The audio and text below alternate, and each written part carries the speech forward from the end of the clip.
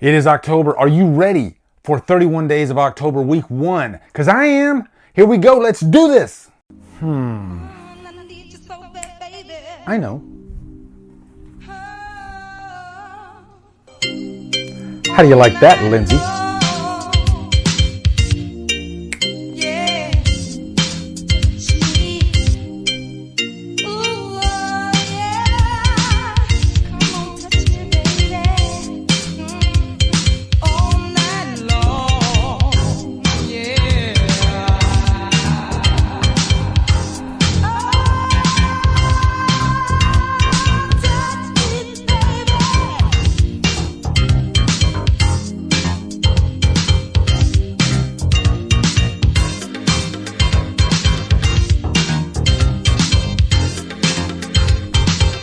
These nipples.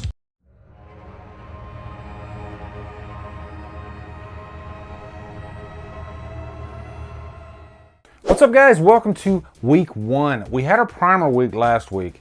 We have over, as of this video or this recording, we have over 4,000 views on week 1, which is crazy to me because last year I was lucky if I hit 1,000 views. So I'm glad that 31 Days of October is finally like starting to catch on, and I have more guests than ever this year. As you saw last week, we had 6 guests, over an hour of material, nice big fat chunky video. Had so much great feedback from you guys. Everybody got in the comments, posted what they watched.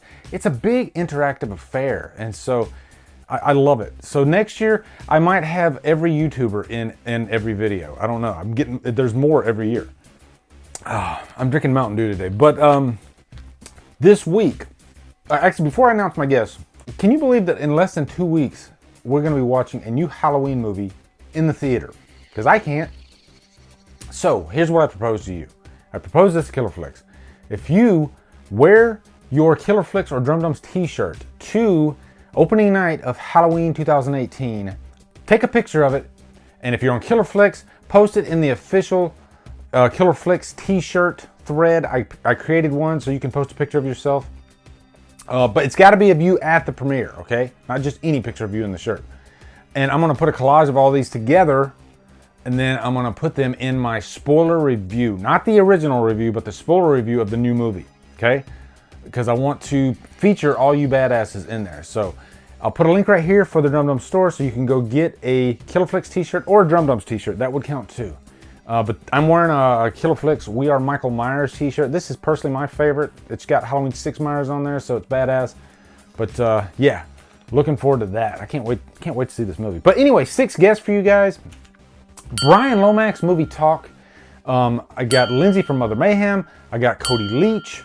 I got Zack from Cavern of Terror. And returning once again is Durbin from Durbania.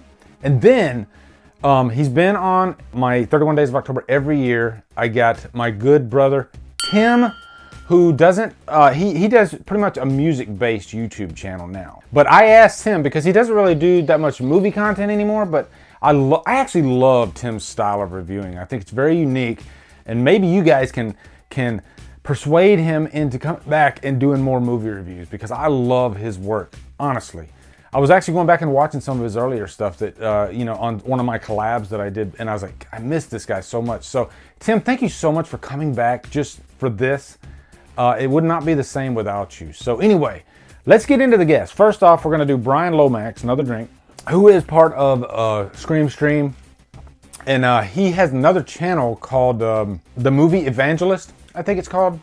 But check that channel out. I will have links to all the channels below, actually. But Brian is one of the first friends that I made in YouTube, and he is highly intelligent, very knowledgeable about movies, and I always love hearing his thoughts. So anyway, take it away, my good brother Brian. Hello there, welcome to this lovely episode of 31 Days of Halloween, which Lee has so graciously invited me on. Yet again, I think it's the 3rd year in a row, but yeah. He invited me on as Brian Lomax Movie Talk, which most of you would probably know me as. Thank you for that, Lee. It's always a pleasure to be on your channel. But I asked him if it would be okay for me to do not a Brian Lomax movie talk video for this, but a movie evangelist video for this. Most of you will probably know my channel, for those that do know me, as Brian Lomax Movie Talk. But what you may not know is that I do have another channel called The Movie Evangelist, which is where I look mostly at horror films, sci-fi films, and I look at them through the lens of the Christian faith. So if you don't like that kind of thing, you may want to move on to the next person who's guest spotting on this show. But if you're inquisitive enough to stick around, then please do. So yeah, this is my movie evangelist video on the Saw franchise, and this is an exclusive just for Lee's channel. It won't be making an appearance over on my movie evangelist channel. I just wanted to do something special for Lee, for his channel, and for you guys. I hope you like it. If not, there ain't much I can do about that. So yeah, here goes.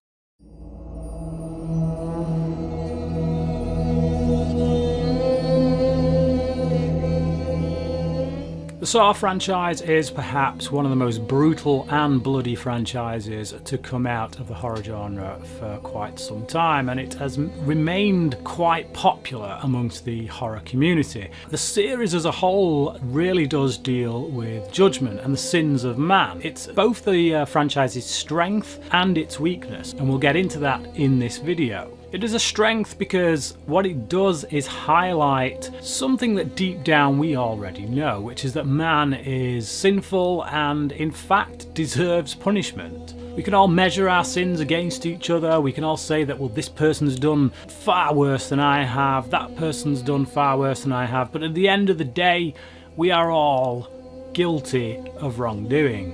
What the Saw franchise does is put that behaviour, put that sinful nature up on display, and then it asks the audience to go along with Jigsaw's judgment of these people. Every trap is based around the idea that the person who is within that trap is given a choice to either go through something similar that they've committed to another person in order to get out and win their freedom, or receive the punishment and ultimately die for their sins. I think the reason for the success of this franchise as a whole is because of this concept. I think it's something we're fascinated by because at some deep-rooted level there is ultimately truth in it. We do deserve punishment. Mankind deserves to be punished. We're so filled with wrongdoing on a daily basis, each and every one of us to varying degrees, that we deserve punishment. But the problem with these films is it conveys only judgment and only punishment. We have this main character throughout the franchise, the killer, Jigsaw. Although he doesn't see himself as a killer, he sees himself more as a teacher. I've never murdered anyone in my life. The decisions are up to them. Yeah, well, putting a gun to someone's head and forcing them to pull the trigger is still murder. But it's a lie. He's deluding himself. He's just as equal of the sin that the people that he's punishing are. It's a self-righteous condemnation that he has towards other people. So by the same token, the weakness of this film is indeed that aspect, that judgmental punishment aspect that doesn't actually show us the side of grace, the side of forgiveness, of mercy. If we look at it from a biblical standpoint, yes, the Bible does tell us that the wages of sin is death. That means that what we should be paid, because that's what wages are, it's something you get paid, is death for what we've done to this planet, for what we've done to God's law, things like that. But that passage, that very same passage in Romans 6:23 goes on to say that the gift of God is eternal life in Christ Jesus our Lord. The emphasis there is on gift. It's not about anything we deserve. It's not about anything that we have earned by our actions. It is something that is freely given by God. When it comes to Jigsaw, in order to escape one of his traps, you have to work at it. You have to do something. You have to get yourself out of there by making a very hard choice and doing something that is very physically punishing. When it comes to God, on the other hand, as I say, we go back to this principle of grace. And what is grace? Grace is something that is undeserved. It is not based on anything that we give or that we do. It is merely based on what God does and what he does for us, what he offers us entirely for free. So the next time you're watching one of these Saw films and you suddenly get caught up in the judgment of Jigsaw, and you may even start to think that he's right in many respects, just remember, you too have fallen short of the glory of God. But the difference between Jigsaw and God is this: God will not give us what we deserve, but instead give us something we really don't deserve, which is his love, his forgiveness, and his mercy.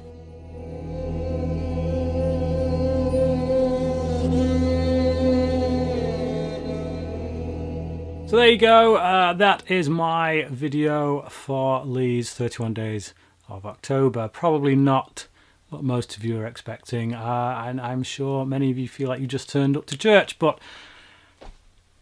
whatever, sorry about that. Anyway, thank you, Lee, for letting me on your channel, and yeah, if you did like that video, if you feel like it's something you would like to see more of, then head over to the Movie Evangelist, and I will see you there. Until next time, have a happy Halloween. Okay, next up, he was on 31 Days last year. That was his first year. He's back this year.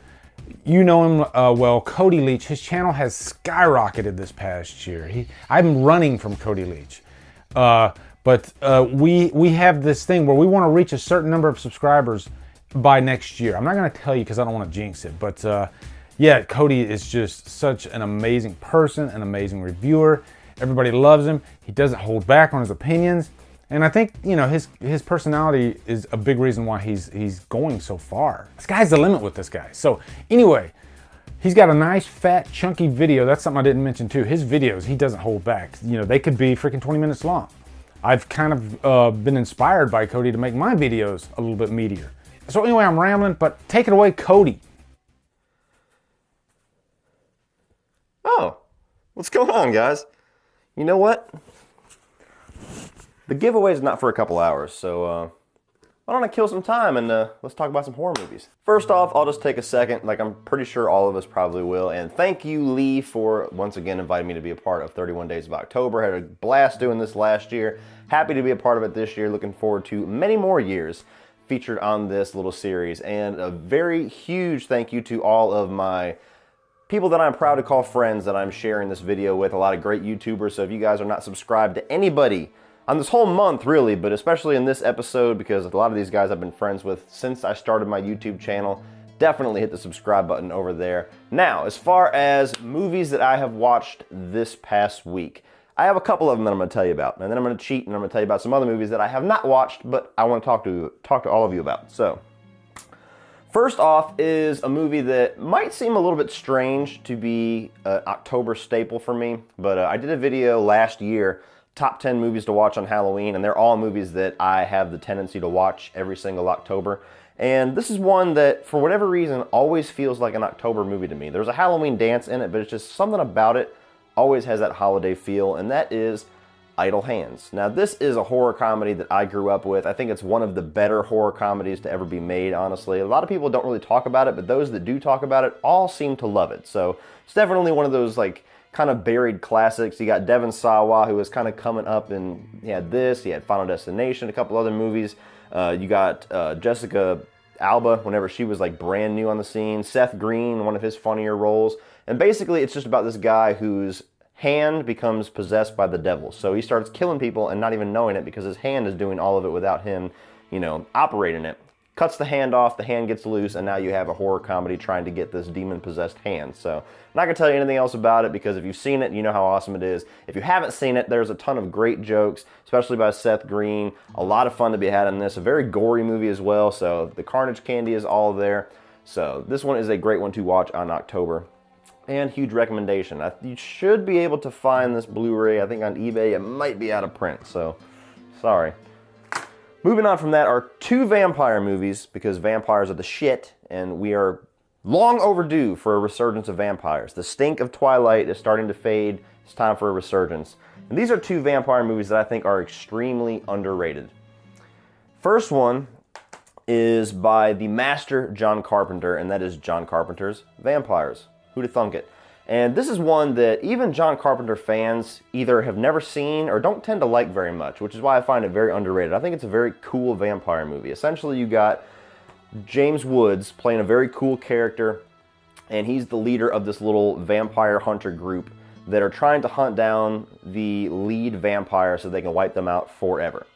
And the lead vampire already knows about this, basically wipes out the entire team in the first act of the movie, and now James Woods and one of the Baldwin brothers have to make a last stand against these wave of vampires led by the lead vampire, played by the guy who played the villain in Karate Kid Part 3. I don't remember his name, but you'll recognize him if you know what I'm talking about. Terry Silver is his character in Karate Kid, but this is a very cool stylistic movie. It has John Carpenter's flavor all over it. It's very gory. It's one of the more gory vampire movies I've ever seen. It's got a lot of style. It's got a lot of attitude. James Woods has great dialogue back and forth, a lot of good one-liners. It's not like the greatest John Carpenter movie ever, which is, I mean, a tall order. The dude has made some of the best movies ever made, but to me, a lot of people say In the Mouth of Madness was the last great John Carpenter movie. To me, this was the last great John Carpenter movie. You can find this Blu-ray online. It's not out of print. It's actually very easy to find. So if you have not seen it, either watch this here or watch it on Shudder, because it's on Shudder as well. Now, one of my little co-hosts this week, Brian Lomax, will be extremely happy that I'm bringing this movie up, unless he planned on talking about it, in which case he might not be so happy. But at least if he brings it up again, you will know that two of us are recommending this, and that is Near Dark. Now, this is easily one of the most underrated vampire movies ever. This is a pure classic. It's directed by Catherine Bigelow. She went on to direct things like The Hurt Locker, Zero Dark 30. I believe she even directed the movie that was surprisingly kind of snubbed at the Oscars last year, Detroit. And this is a movie where it's basically a Western first and a vampire movie second. You don't even really hear the word vampire in this movie. It kind of breaks all the rules. They don't really talk about vampires. They almost act like they're not vampires. They just have vampiristic things in them. But you got Bill Paxton, you've got Lance Henriksen in one of Bill Paxton's more crazy roles, and he's had plenty of them, where this guy is essentially falls in love or gets kind of smitten by this girl who's a little bit mysterious. Turns out she's a vampire. She bites his ass because she likes him too, and now this little ragtag group that she's a part of has to kind of take him in and try to teach him about vampirism and how they have to stay alive, and kind of try to turn him into one of them, because May, the girl, wants to keep him around, and he really struggles with it because he don't like to kill people and he don't like to drink blood. So very cool movie, a lot of style, extremely underrated. So definitely check this one out. Now this is one that I actually did watch a week ago because I have not seen it since this movie first came out, and I actually forgot how good this was and how brutal this movie was, and that is Orphan. Now this is where a couple, you got Vera Farmiga and you got, what the fuck's the dude's name? Peter Sarsgaard. They adopt this child because they had a miscarriage. They feel like there's this broken piece of their family. They adopt this child who is Esther, the titular orphan here. And a lot of really fucked up shit starts happening around the house. People start dying. Some strange things start happening. Kids are getting injured at school. And the mother blames Esther. The dad doesn't want anything to do with it. And that's all I'm going to tell you, because I believe this is on Netflix. At least I watched it. It might be on Netflix or Amazon Instant Video. It's on one of those two. But it's out there for you to watch. It's got one of the better twist endings that I've ever seen, even though the twist was ruined for me before I saw the movie. God damn it. But it's a very cool movie, very brutal. Definitely has its creepy moments. It's got a lot of great performances in it. You know, Vera Farmiga is always great. Even the little girl here, Isabella Furman, I believe is her name. She's very good. You saw her in the first Hunger Games movie later on. Definitely check this one out. It's a cool little mystery thriller murder type deal. Now this is another underrated movie. I love talking about the underrated ones, so you fuckers will watch them. And that is The Faculty. Now this is a movie that I definitely want to review sometime soon, because I'm not a huge Robert Rodriguez fan. I know he's very, a big name in Hollywood. He's got a very prominent kind of prestige added to his name, especially for a lot of his earlier movies like Desperado and everything like that. But I've never really been a big fan of his movies, except for this one. This one, I think, is one of the cooler sci-fi, like, alien invasion movies that has ever come out. And it very rarely gets mentioned. You always hear about, like, Invasion of the Body Snatchers, things like that. To me, The Faculty is just as awesome as those movies. It's definitely more modern. It's got a lot of style to it. A lot of great up-and-coming actors at the time. I mean, you got Josh Hartnett, you got the chick from Fast and Furious movies, Elijah Wood, even Usher is in this movie, if you can believe that. But it's basically where aliens are taking over this high school in Ohio. Some kids know about it, and they have to deal with it, try to figure out how to stop it. And it's just a very cool movie, very stylistic, one of the more unique things I've ever seen, and it's just a badass movie. This movie just deserves a lot more credit than it gets. You know, it's not necessarily a movie that I wish would have turned into a franchise or anything, but to me, this is an absolute classic. The soundtrack is awesome. You've got the Class of '99 with the great Lane Staley doing a cover of Another Brick in the Wall. You got Creed doing I'm 18, Love Alice Cooper. A lot of good stuff in here. Tons of things to like about this movie. And for a product of its time in the 90s, it ages surprisingly well. So definitely check that one out. Now moving on to a bona fide classic that I just did a commentary for just a couple of weeks ago and had a lot of fun with, and that is John Carpenter's Christine. Now, to me, below the big two, as far as I'm concerned, The Thing and Halloween, this is the best John Carpenter movie aside from those two. I love the hell out of Christine. I grew up with this movie. It never gets old for me because I love movies that are set in the 80s. This is set just before the 80s in the late 70s, but it feels like an 80s movie. And I love the 50s. And this movie kind of has both of those styles because Christine is from the 50s.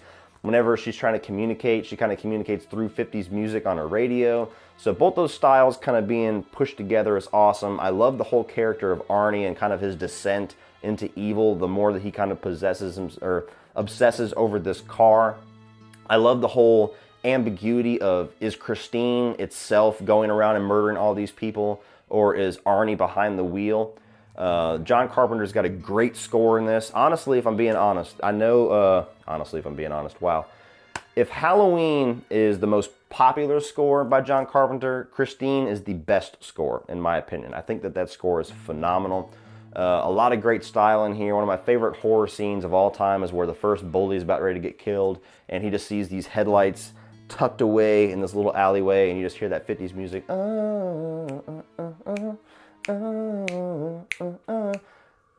Ham, is that you? You ain't mad, are you? Your ass is grass. Awesome stuff. So, if you have not seen Christine, they just came out with this 4K Blu-ray, which is what kind of drove me to do a commentary on it because I wanted to check this out. Great 4K Blu-ray and phenomenal John Carpenter classic and Stephen King adaptation. So check out Christine. Two more. This one is one that I have not seen since like the late 90s. I remember seeing this in theaters. I remember thinking it was very, very freaky in the theaters. And I wanted to check it out again. And for some aspects of this movie, I still think it's a really good remake and a pretty cool movie for its time. And other aspects, have not aged well. And that is the House on Haunted Hill remake. Just came out with a Scream Factory release. It's got Jeffrey Rush, Famke Janssen, the chick who was in Final Destination, Ali Larter, a couple other names in there that you'll recognize. Chris Kattan in a weird little role. You remember Chris Kattan? What happened to that guy? But this movie is basically a remake of the old Vincent Price movie, where you have all these people that are brought into this haunted asylum, basically, and they have to stay the night. If they get out in the morning and they live through the night, they get $1 million each, and obviously, shit goes down. I think the first, 3/4 of this movie is actually really good. I think it's got a good creepy tone. It's definitely gory. It's got a lot of kind of extreme stuff that it goes for, especially for the time that this came out. What kind of ruined it, though, is that whenever you get to the final act of the movie and the evil is kind of released into the House on Haunted Hill, it's a gigantic CGI, shadow painting looking thing, and it looks god-awful.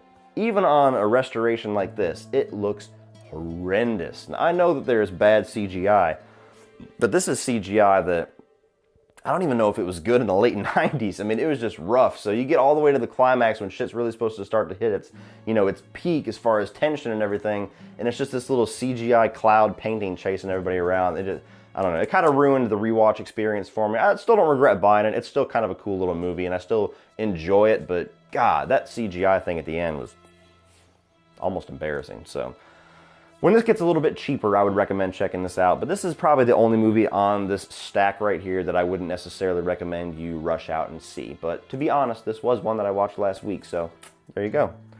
Now the last one that I'm going to talk about is actually a twofer, and this was sent to me by Lee months ago, and I just got around to actually watching these because I'm getting ready to review this entire franchise, and that is the Alliance release of the theatrical cuts of Rob Zombie's Halloween and Rob Zombie's Halloween 2.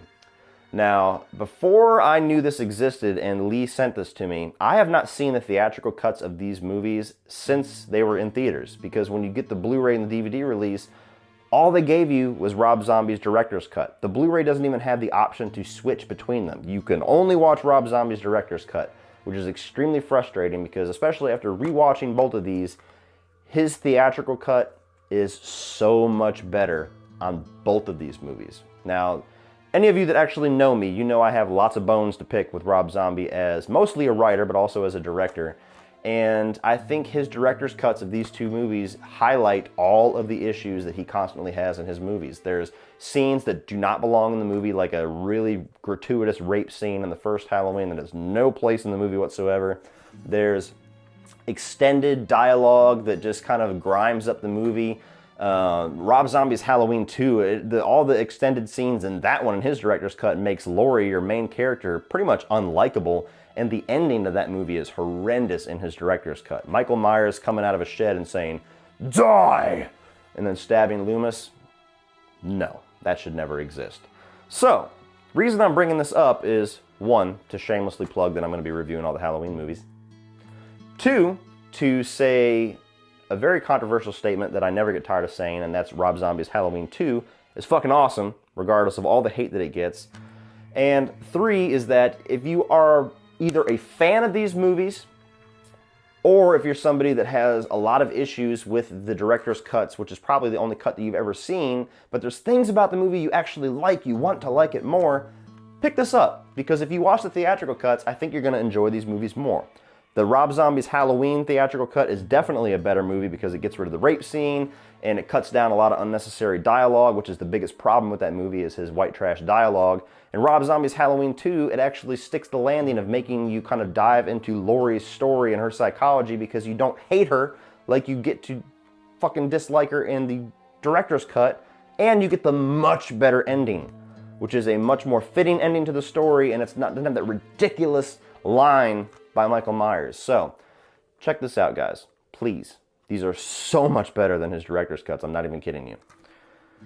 Well, that's all I'm here to talk to you guys about. Like I said, thank you so much, Lee, for bringing me back on this 31 Days of October. Had a blast. Looking forward to next year. Looking forward to seeing what all of my compadres that are sharing this week with me are going to be bringing to you guys. And like I said, please subscribe to all these channels because they are all awesome. They are all worth your time and attention. So, with that, I bid you adieu because the giveaway is about to start. So, yeah, I got some Oh my God, it's starting. It's starting.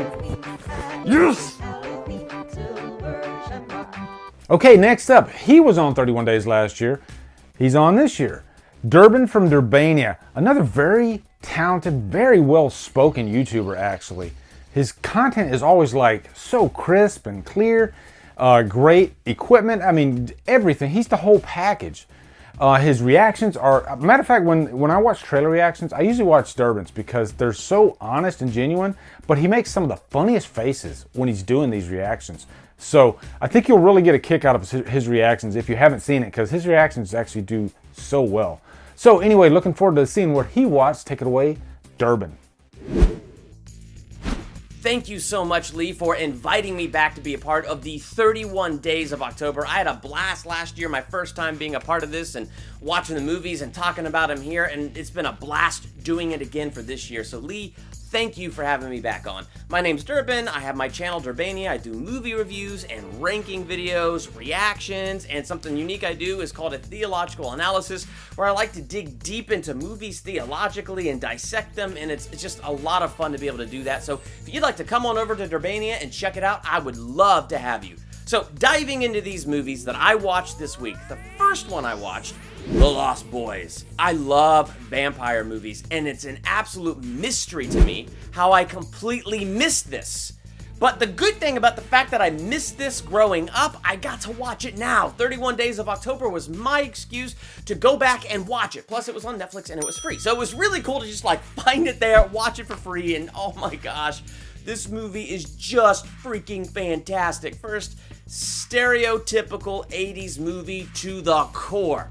And I mean that as a compliment. It is a good thing. It wears its mullet well. It is a fantastic 80s movie. Michael and Sam, they're brothers, and their mom is moving them to this town, and this town just happens to be a haven for vampires. And the thing about Michael is, he's a complete idiot. He does not think with this brain up here at all whatsoever. No, first off, he gets into all this trouble because of a girl.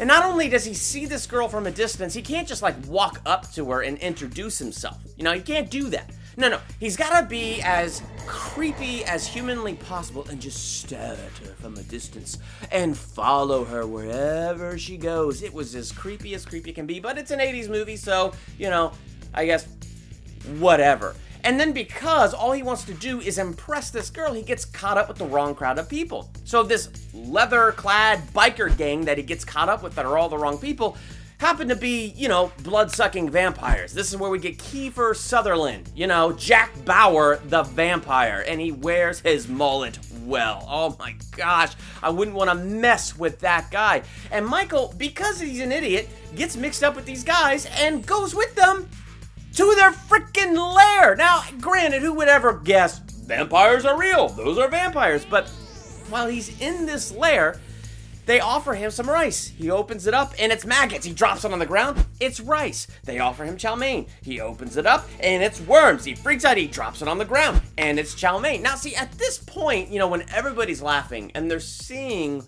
what you're seeing, but they're laughing like they're making you see what you see, it's at about this point that the hairs on the back of my neck are going to stand up, and I'm gonna come up with an excuse, no matter how lame, to get out of that place and just freaking run for my life. But what happens here? What happens?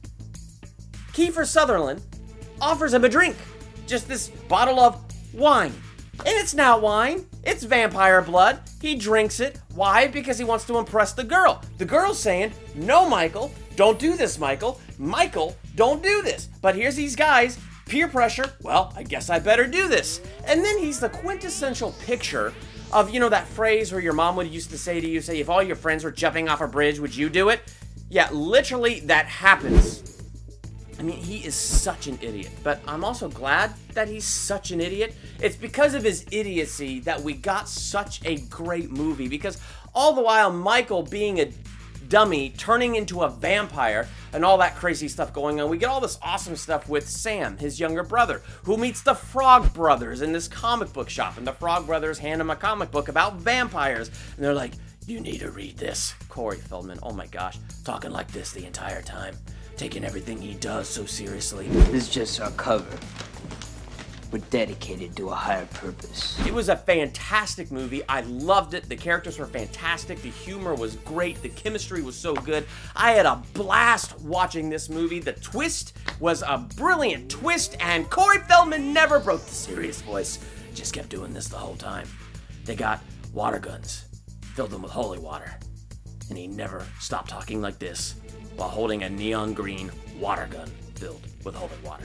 So I think I'm gonna give this movie just an A-. It's a movie that I'm so glad is on Netflix, and it's a movie that I could go back and watch anytime and probably have just as much fun the second time as the first time.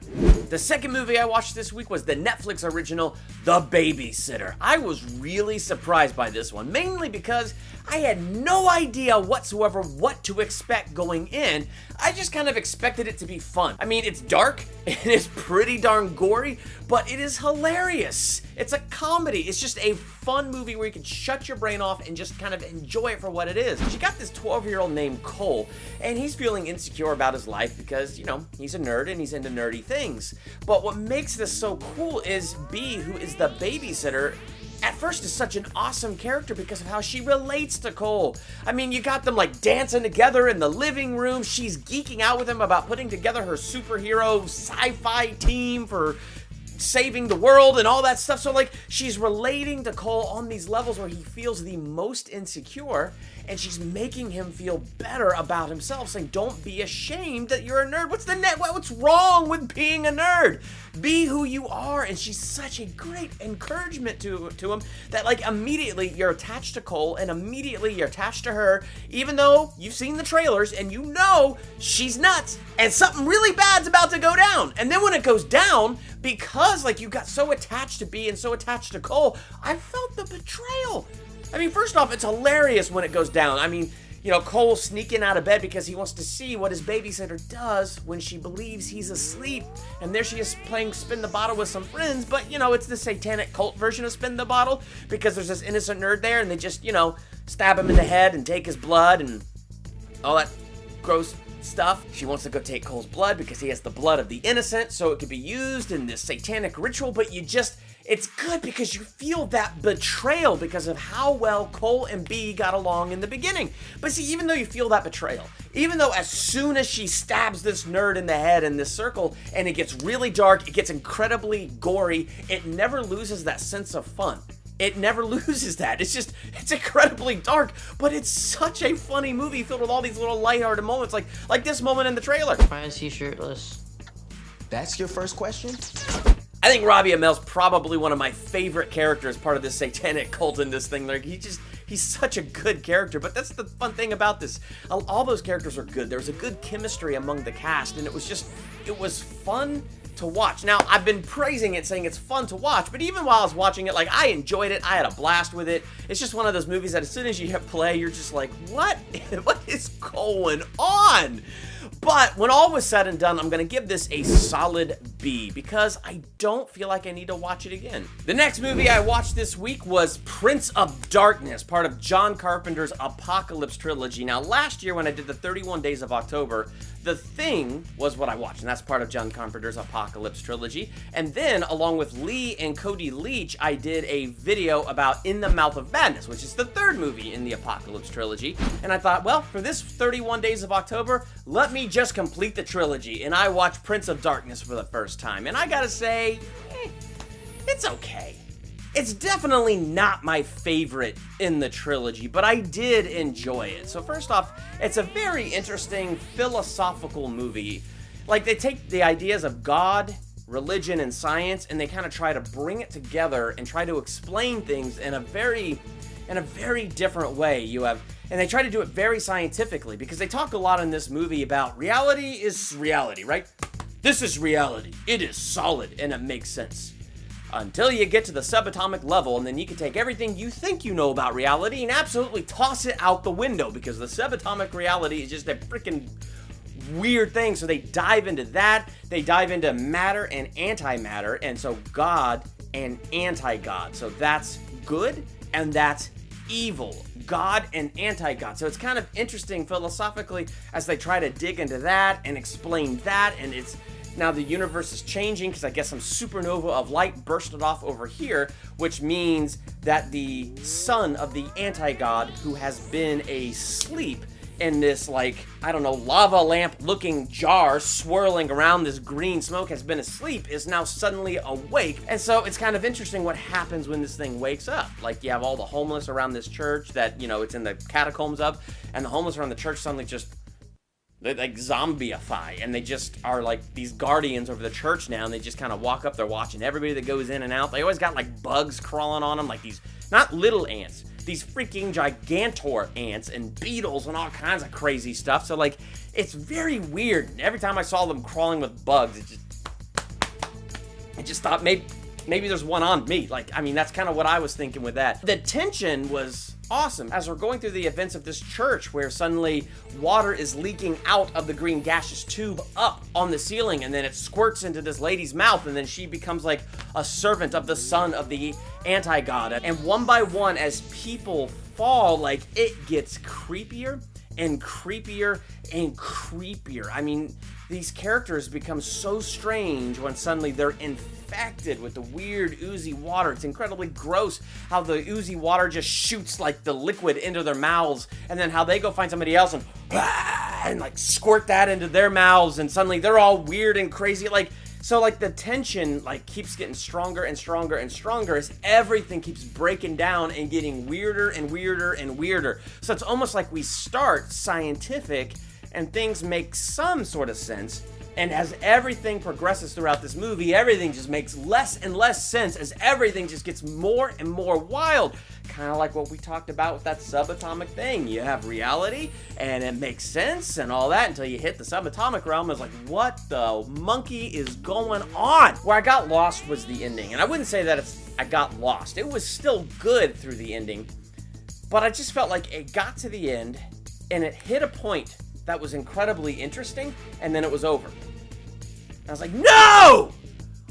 Expound on that! Go further! That's an interesting story thing! Gosh, tell me more about that! Are you kidding? And so, I don't know. There's something about the end where, like, it sort of just ended, and it felt a little weak, and then it, like, ended on this really strong note where I was like, what? No, give me more! What is that? Tell me about that! But it was over. So, you know, there's that. So it was kind of an interesting movie. I liked it, but if I had to rank John Carpenter's Apocalypse trilogy, for me, In the Mouth of Madness is number 1, my favorite. Followed by The Thing, which was absolutely fantastic. And this one, I probably put in last place. I think I'd give this movie a C+.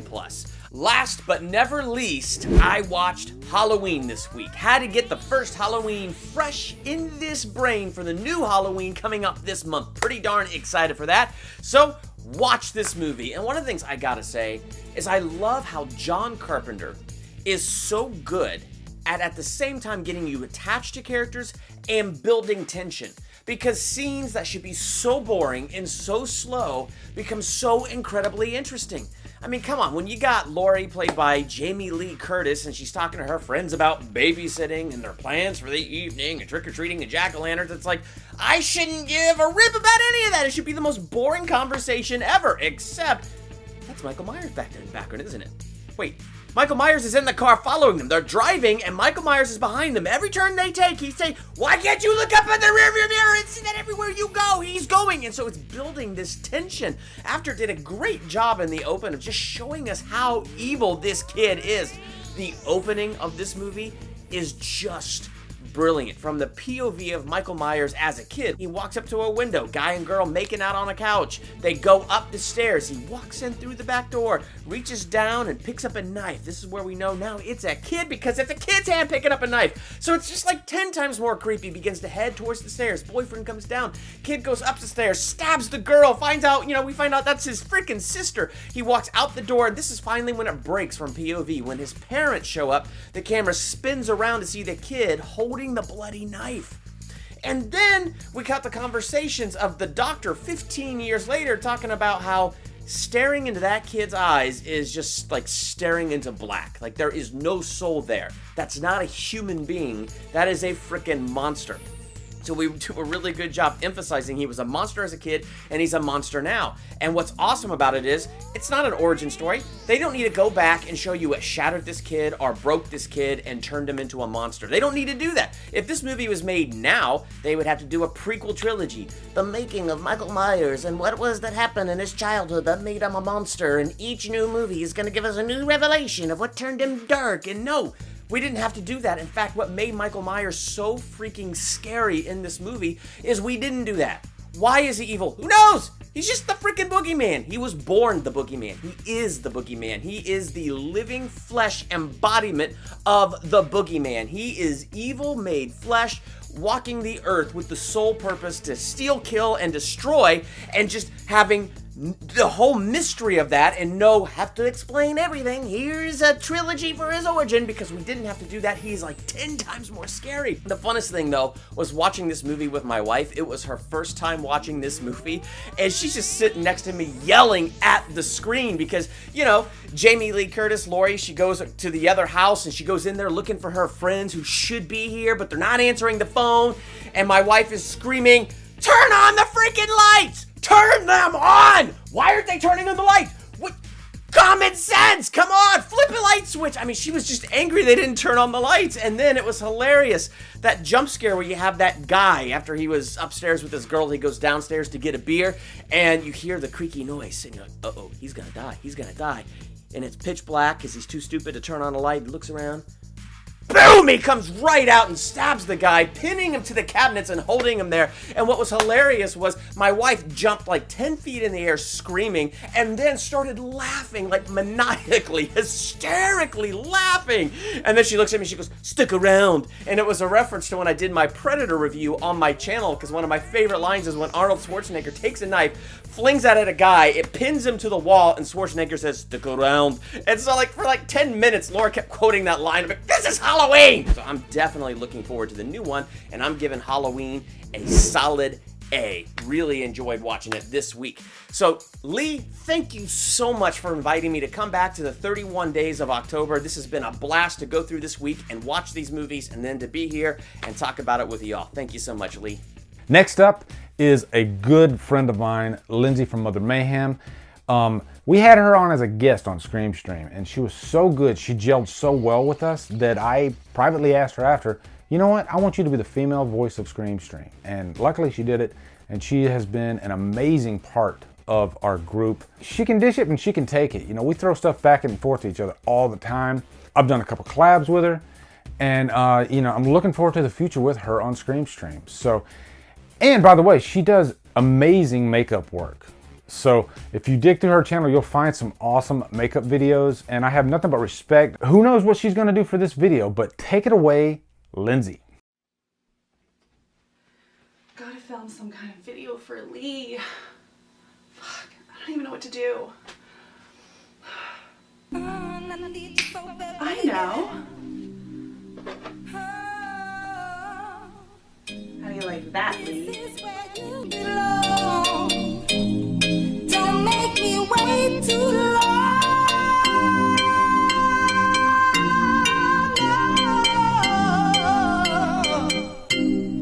All night long. Yeah. Ooh, yeah. Come on, touch me, baby. All night long. Yeah.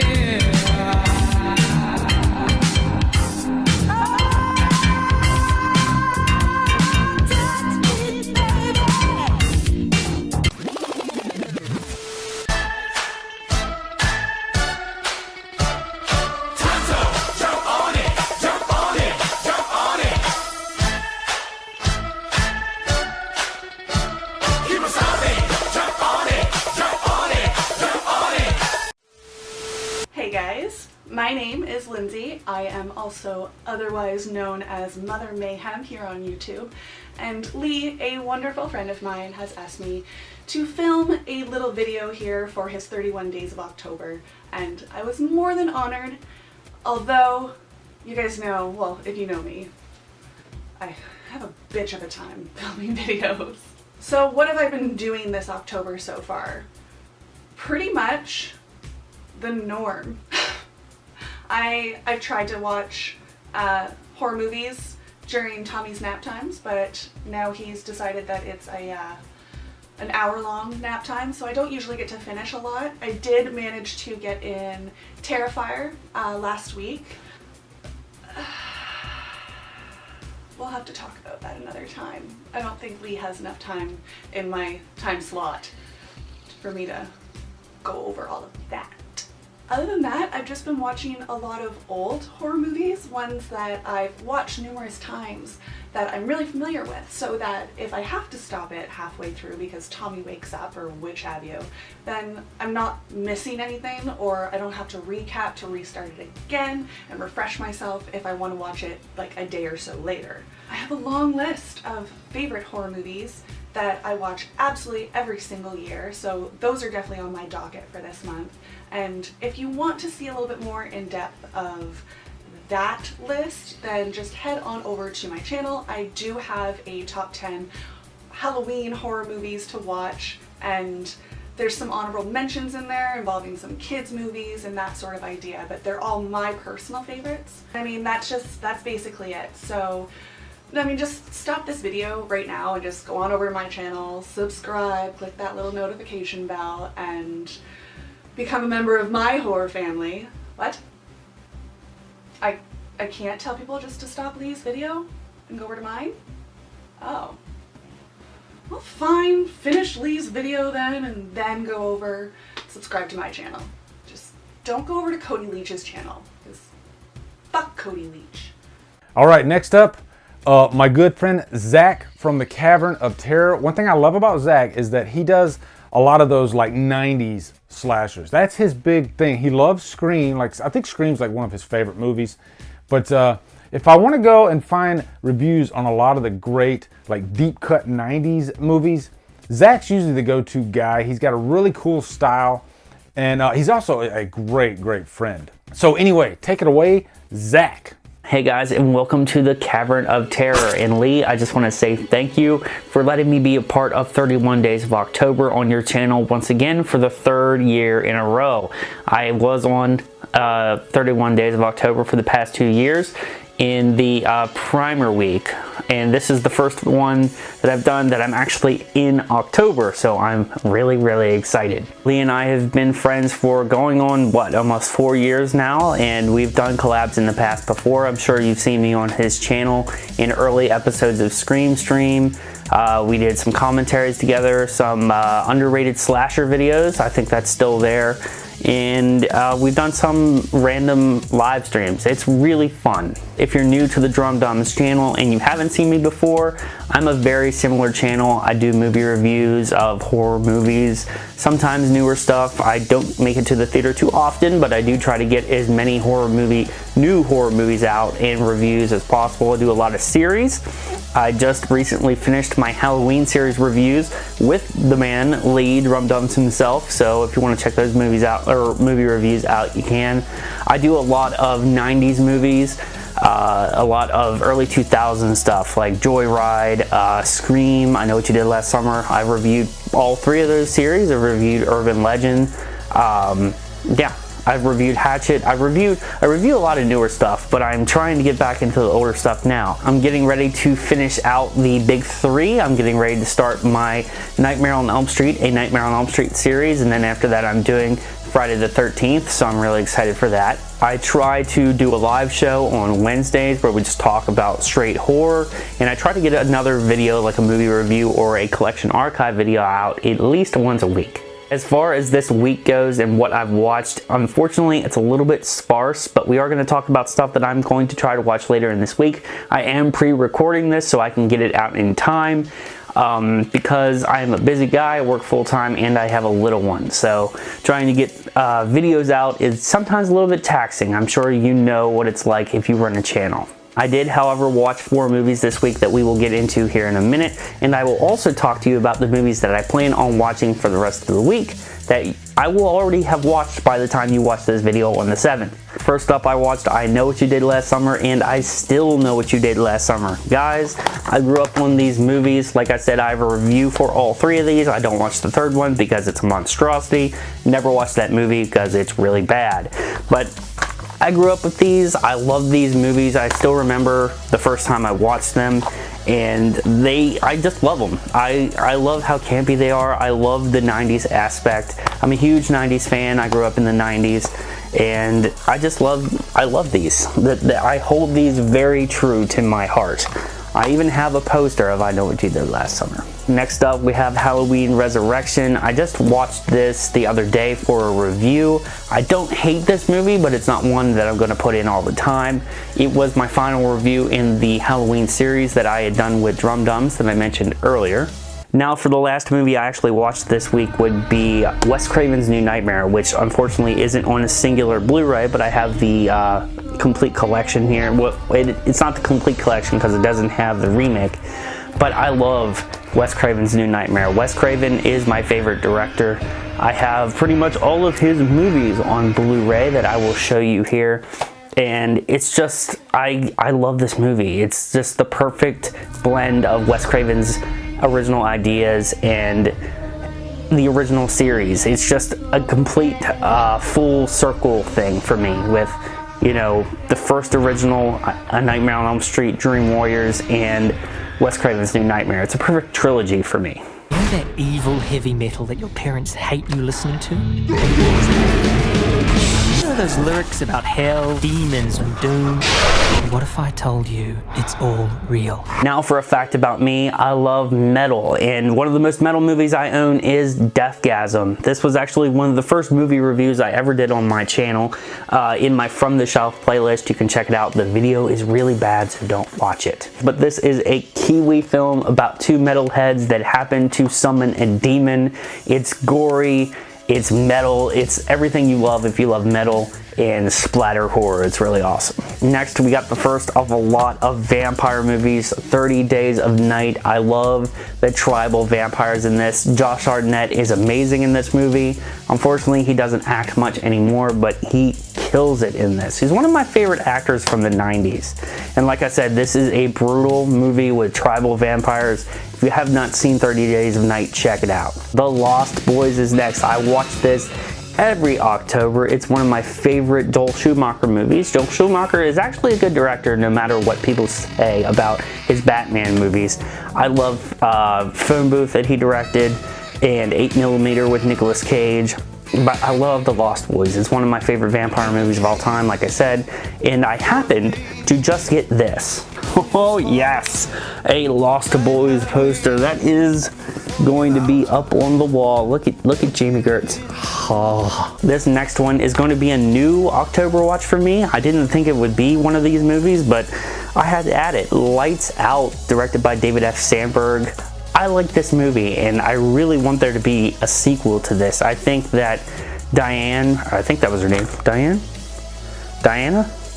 I think either way, I think she could be a new horror icon if we got a couple more sequels. This has a really cool atmosphere for around October, and I suggest checking it out if you haven't seen it. Alright, so two more vampire movies. We got From Dusk Till Dawn, directed by Robert Rodriguez, and we have Dracula 2000, directed by one of my boys and Wes Craven's editor for a long time, Patrick Lussier.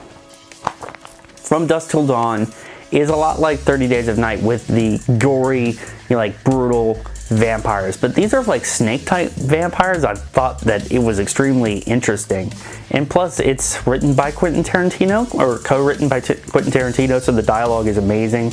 I love Harvey Keitel in this. I love George Clooney. This is probably one of my favorite George Clooney performances. As far as Dracula 2000 goes, this is just a corny, cheesy, early 2000s Dracula movie. And I love it. I love everything about this movie. I like Patrick Lussier as a director. I like his, I like Drive Angry, directed by Patrick Lussier, starring Nicolas Cage. I love the My Bloody Valentine remake, also directed by Patrick Lussier. And all I have to tell you is, Gerard Butler plays Dracula. That's all you need to know. The next one I have for you guys is like a holy grail movie for me. I watch it every October. I actually watch it more than once a year, and that is Friday the 13th, the final chapter. I'm a huge Friday the 13th fan. I finally got the complete collection, but I own the first 4 on Blu-ray, on a singular Blu-ray. I love Friday the 13th, the final chapter. Ted White as Jason is one of my favorite Jasons. He's just a beast, and he scared the shit out of me when I was a kid. It's got a perfect atmosphere. I loved all the characters in this, and it's probably one of the best slashers of all time. Last up, guys, we have 2 more movies that I added to the October playlist, and that would be John Carpenter's The Fog and The Howling, directed by Joe Dante. I'm even wearing my Howling t-shirt today from Cavity Colors. But anyway, The Fog is amazing. I had not seen this movie ever prior to getting this Scream Factory, and it has to be one of my favorite John Carpenter movies. I wouldn't say that The Fog is better than Halloween, but this has just an awesome atmosphere with the work of John Carpenter and Dean Cundey. Dean Cundey is one of my favorite cinematographers. His work with colors is just amazing. I really dig the work here. I love the idea of ghost pirates. That is like really, really cool. And of course you have Tom Atkins, you have Jamie Lee Curtis, Adrienne Barbeau, you have you have Annie, and what is her name? She played Annie, Nancy Loomis in Halloween. I actually think she's better in this than she was in Halloween. But this is definitely being added to the October playlist. Like I said, we have The Howling here. I had not seen this movie up until when I got the Scream Factory, and it instantly became one of my favorite werewolf movies. The transformation scene and the effects done by Rob Bottin, who had also worked on The Thing from John Carpenter, are just on point in this movie. This is probably one of the best werewolf transformations of all time. I think it's number 2 on the list. Number 1 being American Werewolf in London. Say what you want, they're both really, really, really good though. I really enjoy this movie. It's kind of one of those ones where you either love it or you hate it. People are kind of split down the middle on it, but I love the hell out of this movie. Joe Dante is probably one of the directors that you don't hear from much anymore when it comes to horror. Even in Killer Flicks, Lee's group, people don't talk about Joe Dante much, but he's right up there with Wes Craven and John Carpenter and Tobe Hooper and all those guys from the 70s and 80s. I really enjoyed his work. I mean, I love Burying the X. I love Gremlins. I really like Joe Dante, and this is a classic. Okay guys, I'm Zach. This has been the Cavern of Terror.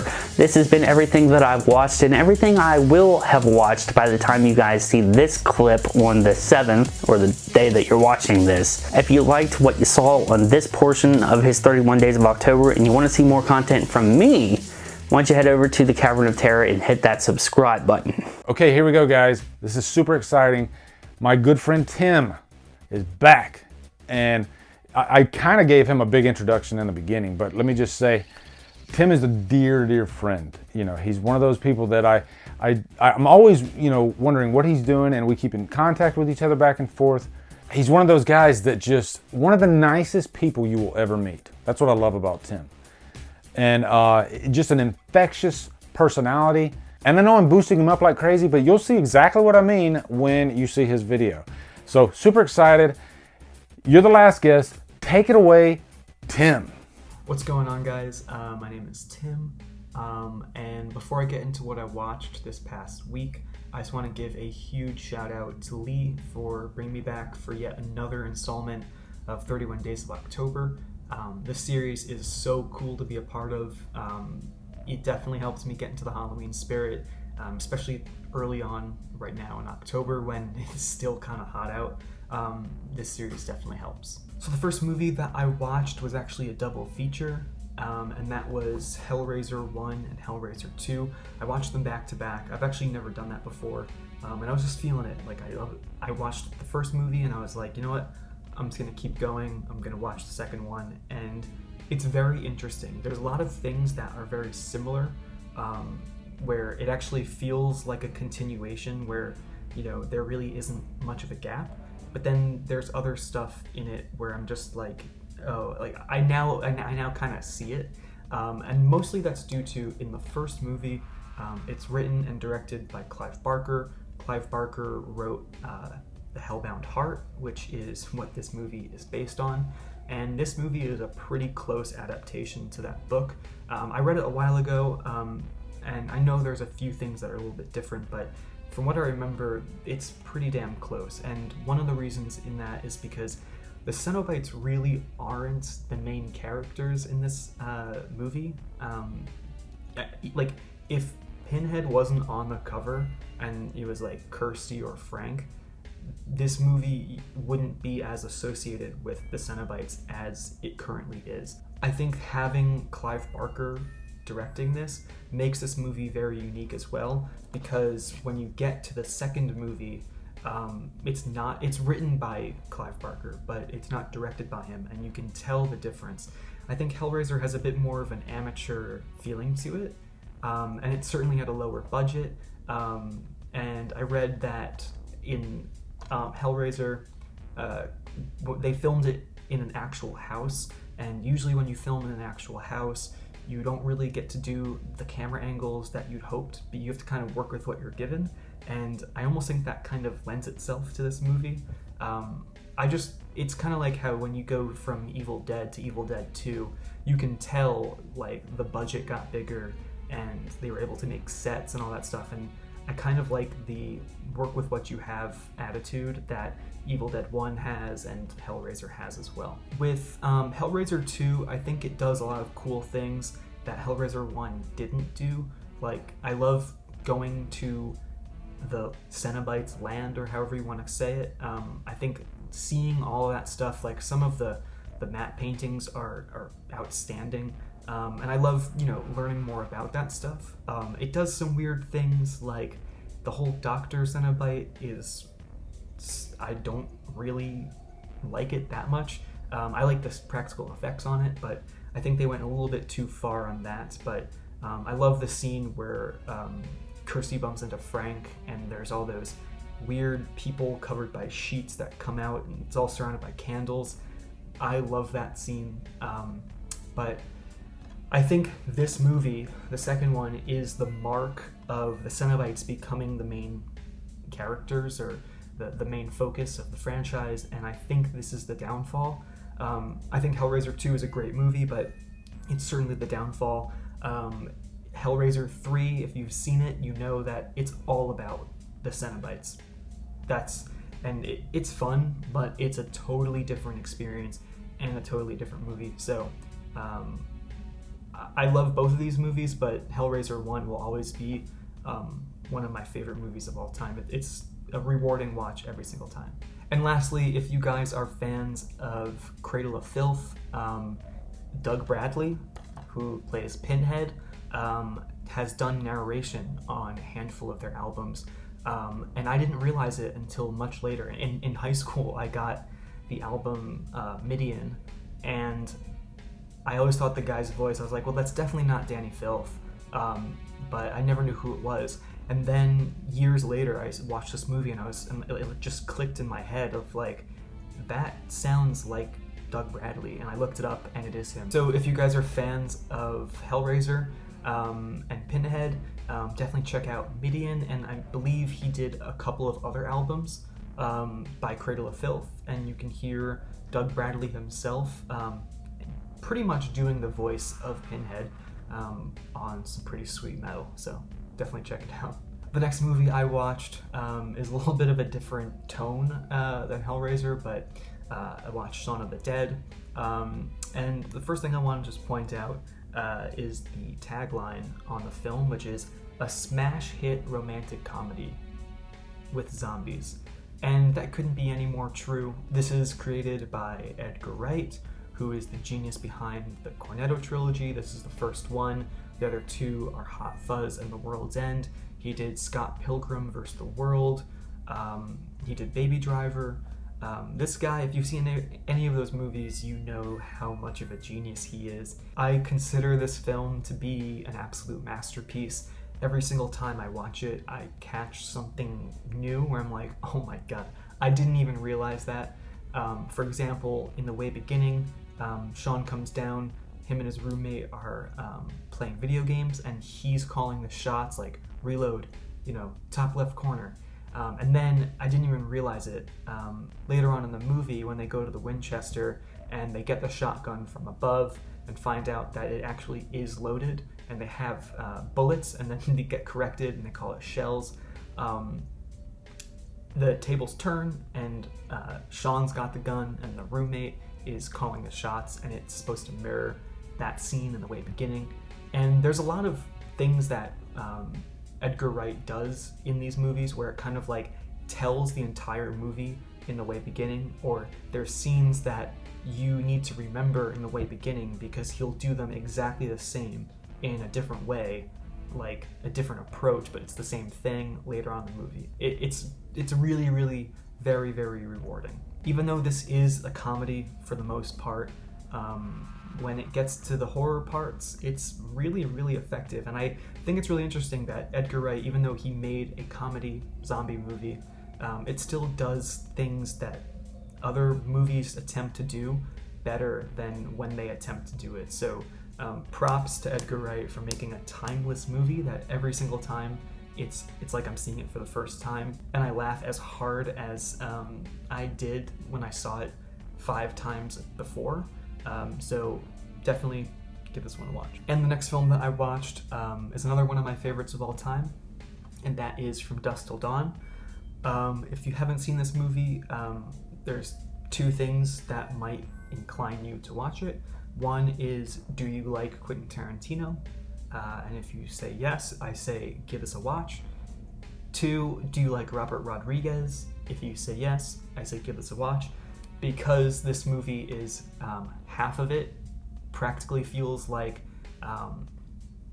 Quentin Tarantino. If you've seen any of the Quentin Tarantino movies that he didn't direct, this is right up there with it. True Romance, Natural Born Killers.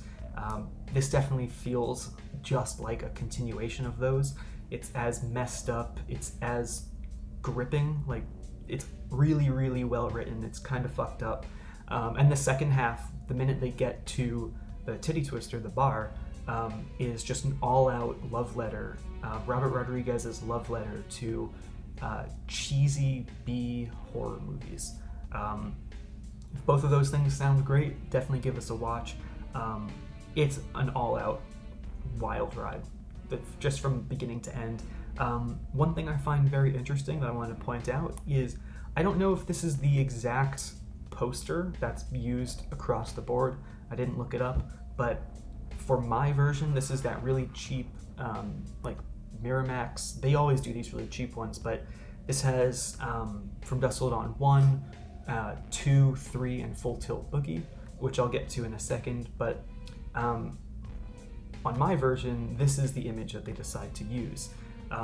And rightfully so, they show George Clooney and they show Quentin Tarantino, whose performances make the movie, in my opinion.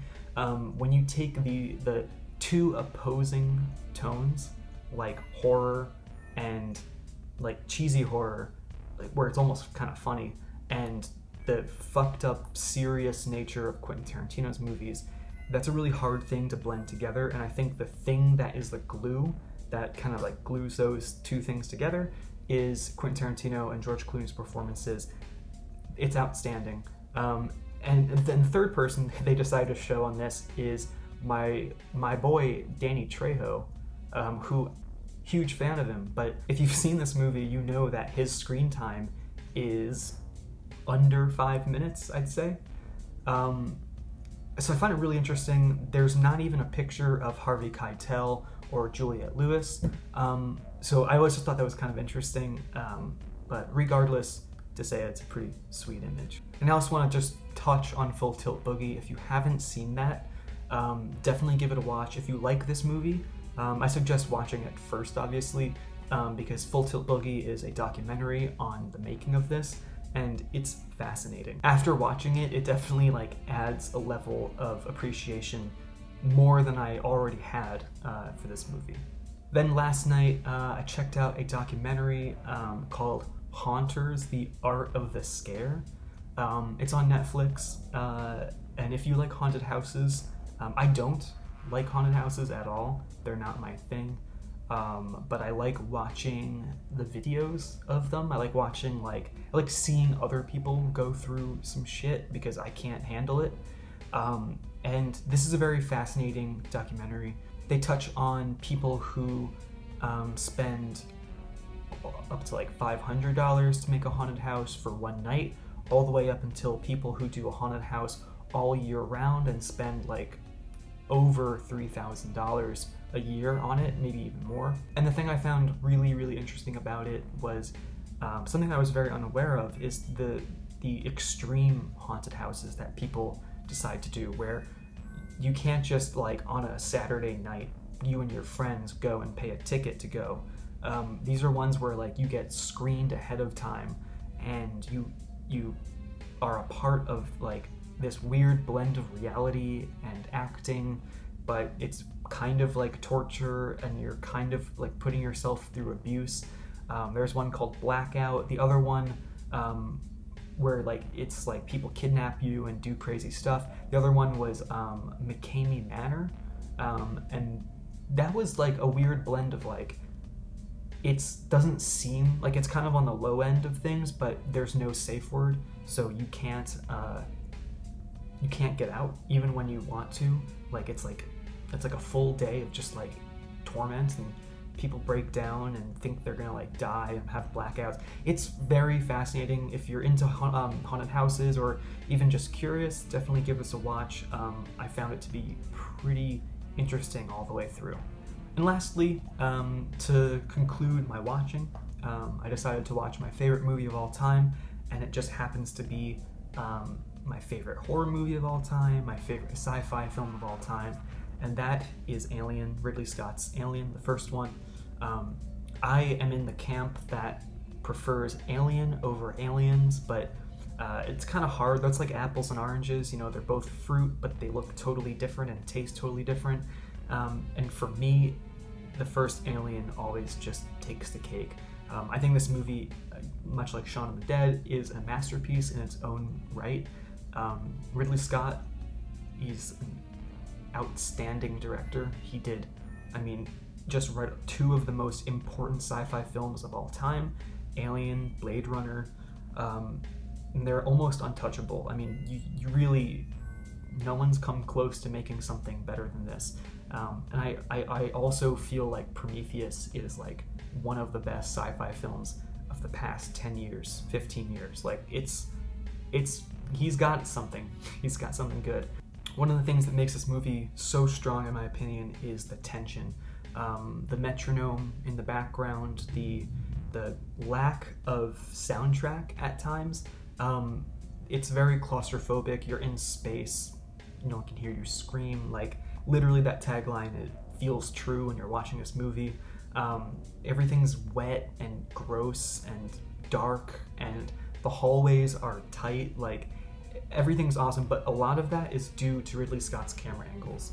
And I noticed watching it this time around, once we kind of get to know the xenomorph and you see parts of it, which you don't really get to see it until like kind of the end in full, he always shoots things where you can see the background, and even when nothing's happening, you're still always kind of like still watching the main character, but you're watching the background, looking to see if the xenomorph is hiding amongst all of these things that kind of look like it. And one of the things that I think also he does really well is the beginning is a proper sci-fi film. But the minute they land and they come back up and shit starts to hit the fan, it goes from being a really clean white spaceship, everything is like, clinical and clean and untouched, and when shit starts to hit the fan, you start to see other parts of the ship, and you start to see like everything's wet and rusted, and when you see what the xenomorph looks like, it's all like, it's got ridges and gross, like, folds, and everything's wet, and the ship starts to look like the xenomorph. And I think partly when he shows those camera angles where you're kind of looking around, I think it's really cool. Like, you start to kind of play tricks with yourself, and you're just like, I don't know if I'm seeing the xenomorph there or if I'm just seeing like a pipe or a valve or something like that. And it's very true at the end. And if you've seen the movie and you're watching it again, when Ripley is thinking she's safe and she puts the cat away, there's a scene where you're looking directly at the xenomorph, and if you're watching it for the first time, you don't know what you're looking at. And watching it again and again and again and again, it still like freaks me out. It's disgusting. I think the xenomorph is looking the best in this film, and I think partly that is due to the fact that it's a real person in a suit, and later on in the franchise, they start to become CGI, or they become puppets, or I feel like you see the full body xenomorph more often in the sequels and all that stuff, and it's cool, but nothing feels as terrifying and grounded as it does in this film. And I think because of that, it feels real. And the strobe light certainly helps. It makes it pretty terrifying. And this honestly is the most scary movie I've ever seen. It just does something for me. So that's it. I wish everyone a wonderful month of October, watching a bunch of horror movies, a great Halloween. There's still a bunch of movies that I plan on watching the rest of this month. And again, thanks Lee. Really, really appreciate it. It's super fun to be back. And I can't wait to see what everyone else watched. All right, see ya. Okay guys, it's time for what I watched. Let me check my battery. I have a live Letterboxd list. So if you follow me on Letterboxd, you can actually cheat and see what I'm watching along the way. But I have 7 more movies this time that I want to share with you guys. And so let's go ahead and start. I actually pulled them out here in no particular order.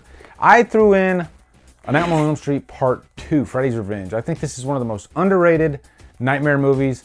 I think it gets a bad rap sometimes, but it's the darkest version of Freddy. I love Freddy in this movie. You know, I think this is my favorite version of Freddy out of the whole saga, even over the first, because this is when he really starts getting to vocalize a little bit more, because if you remember in the first, he doesn't talk as much. In this one, he really goes for broke, and he is scary as hell. I think Freddy is his scariest when he comes out of the dream world and he goes into that pool party, and you are all my children now. That scene is scary as hell. So, Nightmare on Elm Street Part 2. And yes, I actually did the Jessie dance for Lindsay from Mother Mayhem for her in defense of Nightmare on Elm Street Part 2. Okay, next up, I have here Strangers Pray at Night. I finally gave this a second watch. I loved it like crazy when I first saw it in the theaters. And then I finally, you know, I let it breathe for a while, and I was like, I'm scared now because I love this movie so much on my first watch. Am I going to love it as much on the second watch? I freaking loved it even more. This movie is so good, so underrated. Big shout out to Gareth Morgan from Slasher Trash too, because he loves this movie. I think he recently just watched it the first time.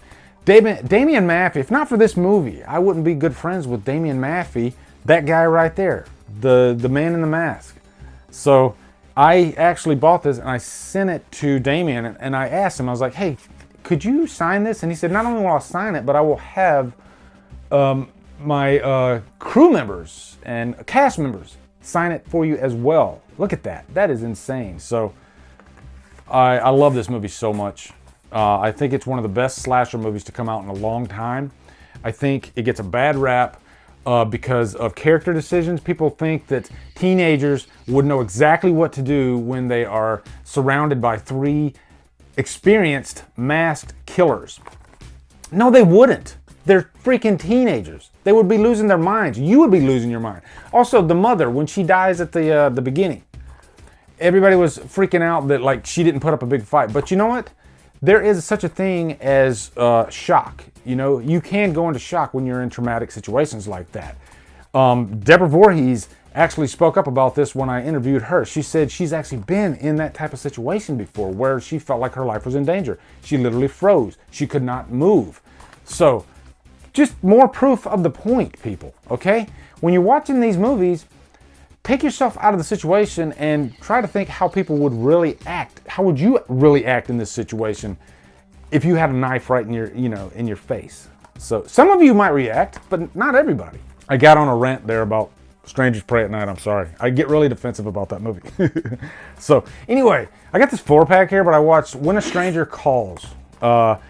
It's okay. You know, it's one of those remakes that, in the mid-2000s, they were doing a lot of remakes, and this was one of them. I think I actually like this one a little bit better than the original, just because the original, I believe the first part and the last part are the best parts, and in the middle, it turns into a different type of movie, more of like a study on a killer.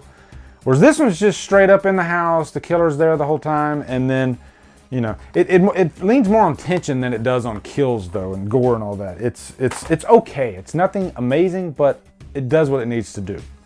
Here's a classic, Twitch of the Death Nerve, also known as Bay of Blood. I recently discovered this one. A few months ago, I reviewed it, but I felt the need to throw it in again. To me, I think it's one of the first slashers as we know them today. I think this kind of set a template, and it's almost like a forgotten movie, because I think it came out in 68, 69, something like that. But, there are a lot of great kills in this movie. One of the scenes that really sticks with me is like there's an octopus in this dude's face, which is freaky. It's got a great twist ending, actually. And I can't not mention the shish kebab kill that was completely copied, but I think it was more like paid homage to in Friday the 13th Part 2. But the scene is better in this movie because they show more. Whereas in Part 2, it's just a cutaway. And then you just see the spike at the bottom of the bed. Whereas this one, they show the spike in the woman's back. So this is a really solid movie if you haven't seen it. Definitely check it out. Next up, I got, I did my cut of Halloween 6, The Curse of Michael Myers. I watched my cut of the movie. Toot my own horn right now, but you got to do that from time to time. Every now and then you got to toot your own horn. I think I like my version of the movie because it mixes a lot of the good dialogue moments from the producer's cut, and then it has the theatrical ending, which I much prefer. It's got most of the theatrical kills in it. And a lot of people that I've given the Blue Myers or Drumdums cut to, they also had a version. They also had the producer's cut and the theatrical cut. That's a legal thing right there. Okay, if you got those two cuts, then you can message me, and I know I'll get a bunch of messages now for my cut, and it's free. I don't get paid for it. I don't do that. But yeah, I enjoy the cut. I love this movie though. I love Halloween 6. It's so unique. It's different than the rest of the franchise. Atmospheric as hell. Most brutal Myers. It does have script problems, but I love it. So, yeah, Halloween 6. Okay, next two. First up is Hellfest. I saw Hellfest in the theaters, obviously, last weekend. It's another one of those slashers that it was, they released it at the perfect time because it's on Halloween. I had just went to Halloween Horror Nights, so the timing couldn't have been better, and so this took me right back to that. So the scenery is gorgeous in this movie. I really wanted to go to Hellfest. I didn't really care for the killer that much. Aesthetically, he looks cool, but he didn't really do too much in the way of kills. He was kind of one note. I don't think he was as iconic as, say, my next movie, Terrifier. I actually watched Terrifier again, and I did a revisited review. And I wanted to do a revisited review because of the effect that it had on me the second time. It just was a different experience. I enjoyed it that much more. And I do believe that does happen from time to time with people. It happens with me a lot, actually, and I think your mood can affect your love of a movie. And I didn't enjoy it as much the first time. The second time, though, I loved the hell out of it. I think it's a love letter to really bloody, dirty horror movies. It doesn't hold back at all. And if that's the type of movie that you're in the mood for, then you want to go with Terrifier. It's not the most in-depth plot, but it does what a slasher movie needs to do. And it's got some shocking ass kills in it. So I enjoyed the hell out of it. Check out my revisited review if you haven't. A lot of fun. Thank you to the Horror Show, who are going to be a featured guest on 31 Days. They actually recorded a really nice intro for me where they were jabbing at me a little bit, which I told them to let me have it. But that's it, guys. I believe that's 7 movies. Let me look at my list here. Yes, I talked about all 7 of those movies. So yeah, we're good. So anyway, guys, I know this has been a nice, chunky, long episode. Thank you, and I will see you next week for week 2. And we're getting closer. Oh, also, before I go, the Sunday night, or I guess that would have been last night, as of when I published this, I went to see the original Halloween on the big screen. So today, I will be dropping the first day of the Halloween Road to 2018 daily vlog. And every day up until the new movie, I will be doing a vlog on one of the movies in the franchise. So we're at the beginning of that right now. So anyway, guys, be sure to come over to Killer Flicks, where we talk horror all day and every day. And on Fridays, we do Free for All Fridays. Follow me at Drumdums on Facebook, Twitter, Instagram, Letterboxd, and now Stardust. If you like what I'm doing, hit that subscribe button. I'd really appreciate it. Anyway, guys, thank you so much for watching. Have a great day. Don't forget to post what you watched this week in the comments, and Drumdum out.